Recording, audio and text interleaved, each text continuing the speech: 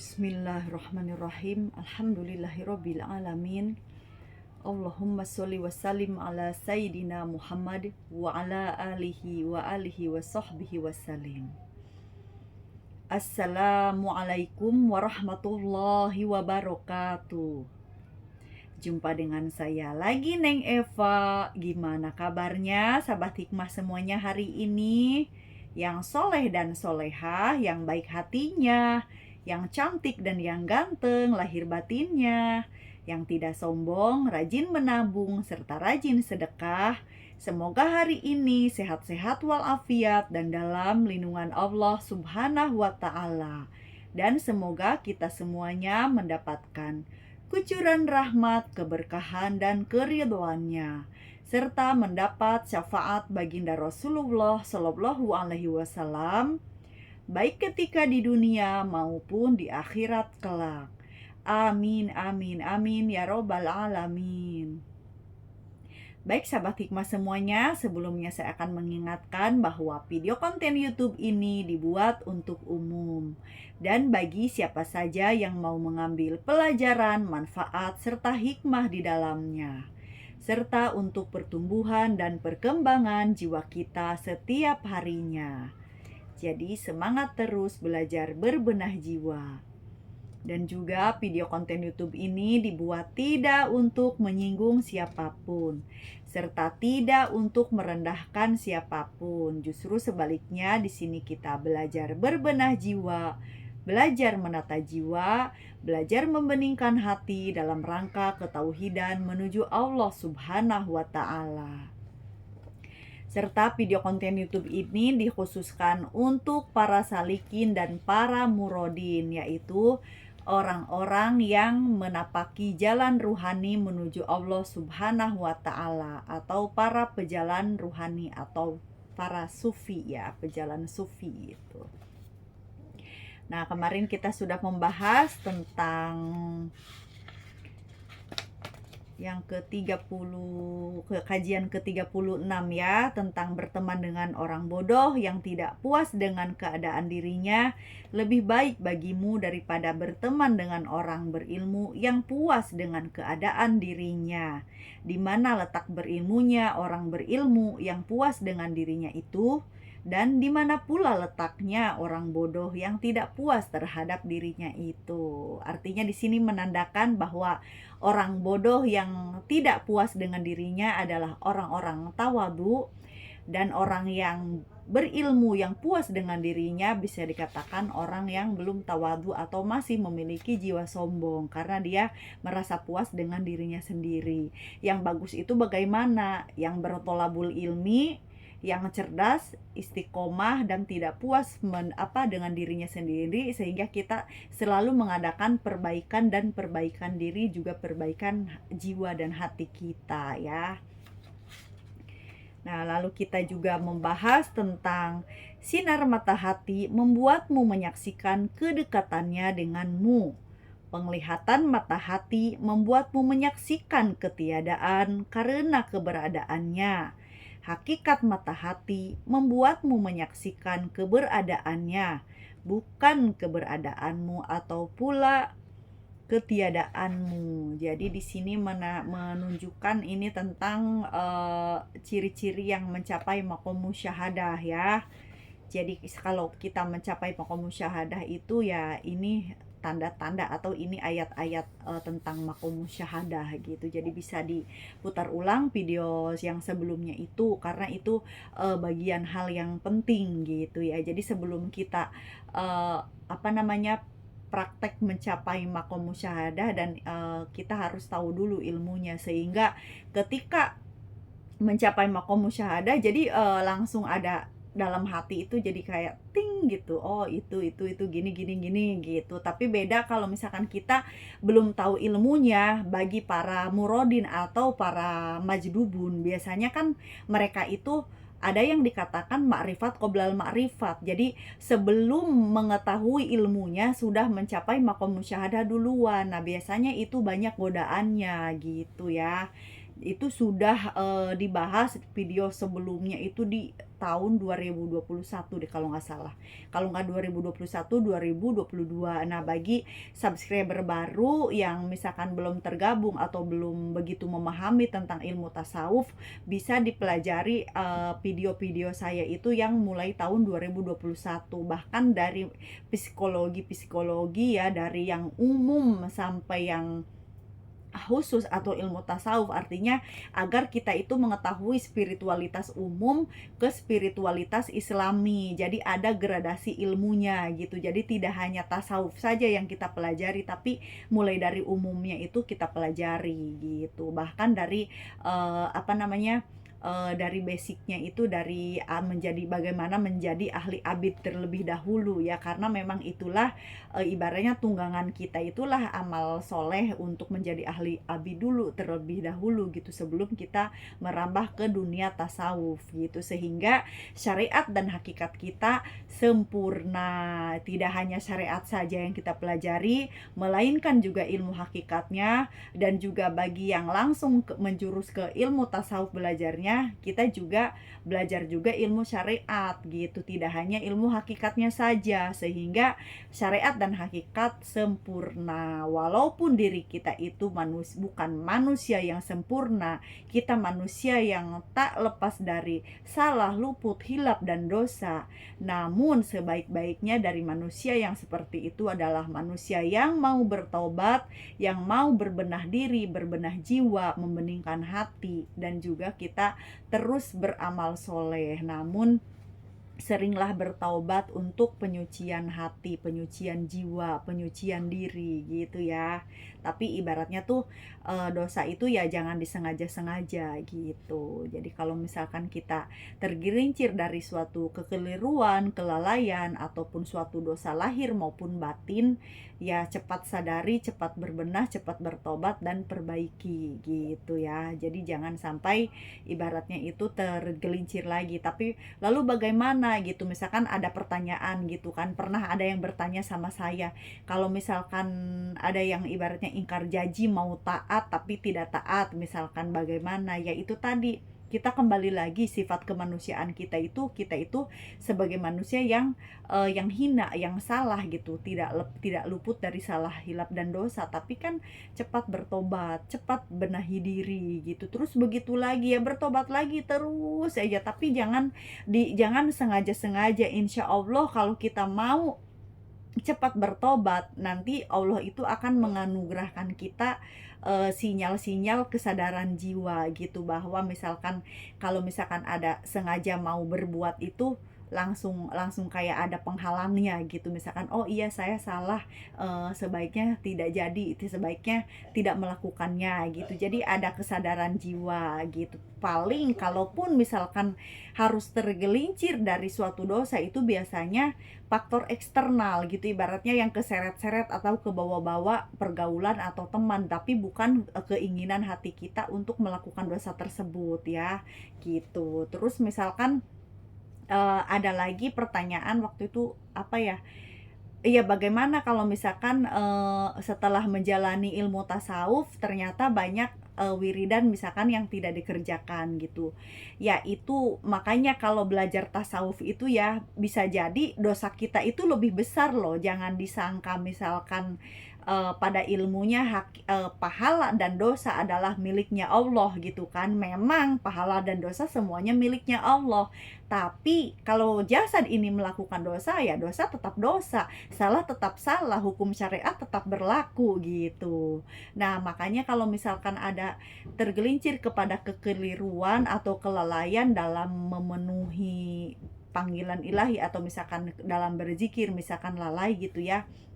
Ya, kita, apa ya, flashback lagi pada perjalanan awal menjadi seorang salikin itu bagaimana. Bukankah kita telah berjanji kepada Allah untuk melakukan ketaatan, untuk melakukan wirid ini, wirid itu, zikir ini, zikir itu, misalkan untuk, dalam rangka zikrullah kepada Allah gitu, misalkan zikir lisan, zikir, nafas, zikir kolbi, atau zikir yang 4 tingkatan berikutnya lagi misalkan. Nah, itu kan kita kembali lagi, jadi sadari lagi jiwa kita gitu. Kalau misalkan kita ketika mau mengingkarinya, ingatlah itu perjanjian bukan semata-mata perjanjian dengan seorang mursyid, tetapi perjanjian kita dengan Allah itu hakikatnya. Makanya makanya disebut dalam ilmu tasawuf itu kemaksiatan itulah yang kita lalai dari Allah gitu. Jadi lalai dari Allah, lalai dari mengingat Allah itulah suatu kemaksiatan yang paling besar. Makanya hati-hati belajar ilmu tasawuf itu harus ibaratnya tuh memiliki keridoan diri, keridoan hati untuk yang istiqomah melanggengkan wirid dan zikir tersebut gitu. Jadi dari wirid sampai kita menjadi ahli zikir. Makanya belajar tasawuf itu lebih dari syariat gitu loh, lebih dari syariat karena memang syariatnya itu benar-benar dipakai gitu ya. Jadi mohonlah hidayah dan selalu membaca doa Rabbana la tuzigh qulubana ba'da idh hadaitana wa hab lana min ladunka rahmah innaka antal wahhab gitu. Sehingga kita itu ketika kita mau hampir tergelincir dalam suatu kekeliruan atau kemaksiatan hati ya, artinya lalai dari berzikir, lalu kita selalu diingatkan kepada Allah gitu. Dan janganlah kita itu lupa gitu, jadi harus selalu ingat kepada Allah gitu, karena itulah kemaksiatan yang sesungguhnya, itulah yang kita tidak mengingat Allah, itulah kemaksiatan gitu ya. Baik, kita lanjutkan lagi ya, kita mohon perlindungan kepada Allah agar kita selalu ingat kepada Allah di setiap hembusan nafas kita ya, karena itulah ibaratnya makom cinta itu, sehingga kita bisa berkasih sayang terhadap sesama karena kita itu bisa melanggengkan zikir gitu ya. Itulah anugerah Allah yang paling indah gitu kepada para hambanya yang mau mengingatnya gitu ya. Sudah, kita lanjutkan lagi. Bismillahirrahmanirrahim. Awalu wajibin alal insani ma'rifatun ilahi bistiqoni. Dan yang pertama wajib bagi manusia adalah mengenal Tuhannya dengan yakin. Bismillahirrahmanirrahim. Kajian ke-38. Bismillahirrahmanirrahim. Allah telah ada dan tiada sesuatu pun di sampingnya. Kini dia masih tetap sebagaimana adanya semula. Allah telah ada dan tiada sesuatu pun di sampingnya. Kini dia masih tetap sebagaimana adanya semula.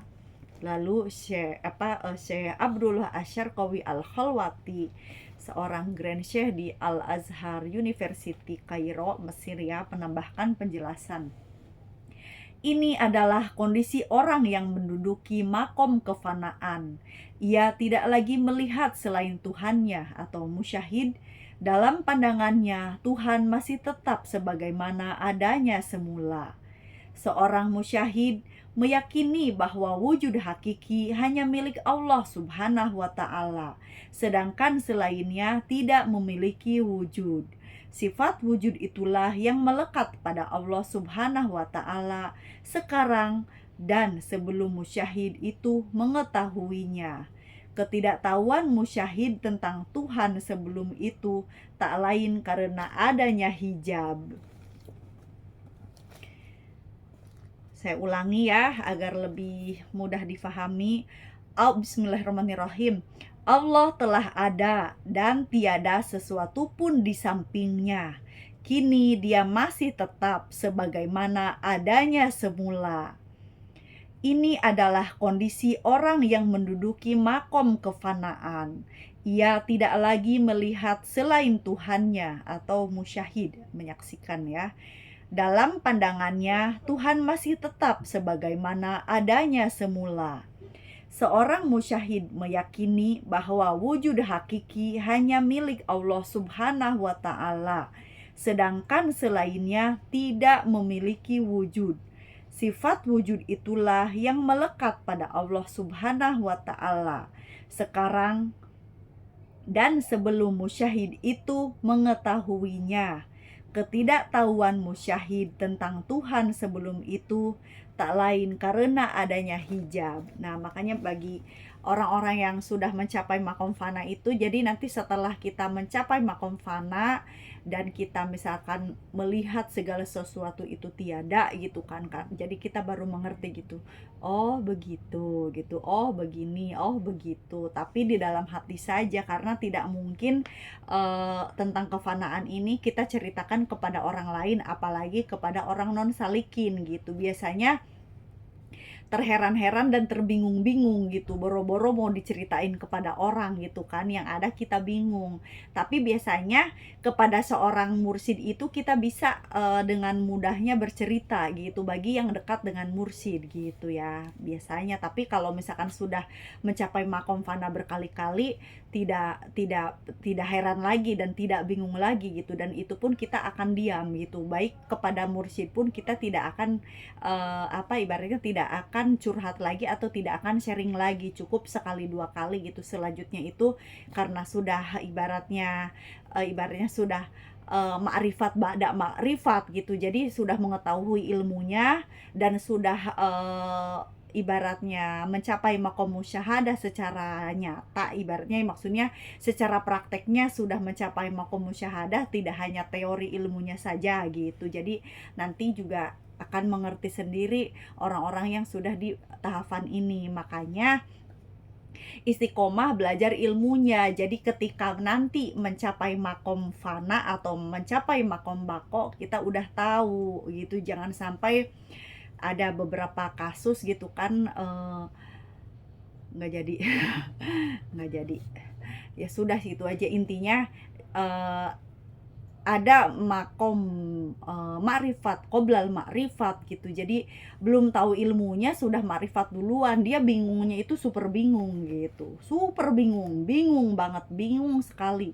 Untungnya tidak lama mendapatkan seorang guru yang mursyid, jadi bisa bisa cerita dan juga bisa ngobrol-ngobrol dan juga diberitahu ilmunya, sehingga pada saat makrifat yang berikutnya sudah tidak heran lagi, sudah tidak bingung lagi gitu, karena ilmunya sudah dipelajari. Makanya ilmu itu penting gitu ya. Baik, kita lanjutkan lagi. Kajian ke-39 ya, ini sedikit ya. Kajian ke-39 yaitu bismillahirrahmanirrahim. Jangan sampai tekadmu tertuju pada selainnya, karena Tuhan yang Maha Mulia, Karim, tidak mungkin akan terlampaui oleh harapan dan angan. Saya ulangi, jangan sampai tekadmu tertuju pada selainnya, karena Tuhan yang Maha Mulia atau Al-Karim tidak mungkin akan terlampaui oleh harapan dan angan. Jangan sampai kau menuju kepada selain Allah dalam memenuhi kebutuhanmu. Akan tetapi ungkapkan hajatmu kepadanya dan mintalah darinya. Tekad yang tinggi selalu mencari pemenuhan kebutuhannya kepada sosok yang mulia. Dan tak ada yang benar-benar mulia kecuali Allah Subhanahu wa Ta'ala. Setiap orang yang mulia, jika sudah menetapkan sesuatu, pasti akan memenuhinya. Jika berjanji, akan menepatinya. Jika memberi, akan menambahkan pemberiannya melebihi harapan. Dia tidak peduli berapa banyak dan kepada siapa dia memberi. Dia tidak mengurangi dan tidak pernah mengecewakan siapapun yang berlindung kepadanya. Dia akan mencukupinya dengan segala pertolongan. Sifat-sifat ini tidak dimiliki selain oleh Allah Subhanahu wa Ta'ala. Karena itu, selayaknya harapan dan asa para pengharap tidak boleh melewatinya dan menuju kepada selainnya. Artinya, kita harus tawakal. Ketahuilah bahwa meminta kepada makhluk dianggap bertentangan dengan ubudiyah atau penghambaan di hadapannya. Bila didasari oleh rasa bergantung pada makhluk dan lalai untuk meminta kepada Allah. Lain halnya bila permintaan tersebut diiringi dengan keyakinan bahwa makhluk yang dimintainya itu hanyalah wasilah atau perantara, tetapi yang sebenarnya memberi adalah Allah sebagai satu-satunya tempat bergantung. Ini tidak bertentangan dengan ubudiyah. Jadi intinya bagaimanapun bentuk dohiriyah kita dalam meminta kepada makhluk ataupun kepada Allah, disertai dengan ketawakalan atau rasa bergantung atau rasa pengharapan hanya kepada Allah semata. Karena bagaimanapun ibaratnya rizki atau ilmu atau apapun ya tidak ujug-ujug turun dari langit gitu. Tetap harus ada usaha yang kita lakukan. Bisa jadi usaha itu kita meminta kepada makhluk, tapi kita disadari dengan keyakinan bahwa manusia itu sebagai wasilah atau sebagai perantara saja. Hakikatnya Allah lah yang memberikan. Seperti kita meminta kepada orang tua bagi yang belum memiliki pekerjaan, seperti kita meminta kepada atasan atau bos kita kalau kita sudah bekerja gitu kan. Misalkan bos minta nih naikin gaji misalkan, atau bos misalkan minta agar saya dipekerjakan sesuai dengan bidang yang saya miliki misalkan gitu. Tapi itu hakikatnya kita meminta kepada Allah, bos itu sebagai perantara saja. Atau yang bagi yang masih kuliah atau sekolah, meminta kepada orang tua tapi yakin di dalam hati yang memberikan rizki adalah Allah Subhanahu wa Ta'ala semata. Orang tua itu hanya ketitipan saja, atau bos atau atasan kita hanya ketitipan saja gitu. Hakikatnya Allah lah yang memberikan. Jadi bagaimanapun bentuk dohiriyah kita, sertailah ketawakalan di dalam hati, karena Allah lah maha segala sesuatu. Wallahu alam bisawab. La haula wala quwata illa billahil aliyyil azim. Rabbana la tuzigh qulubana ba'da idh hadaitana wa hab lana min ladunka rahmah. Walhamdulillahirabbil alamin. Semoga bisa difahami dan semoga bisa diamalkan dalam kehidupan kita sehari-hari, sehingga ilmu yang kita dapatkan ini bisa bermanfaat dan kita terapkan dalam kehidupan kita sehari-hari. Saya mohon maaf kalau ada kekurangan dan kesalahan dalam menyampaikannya.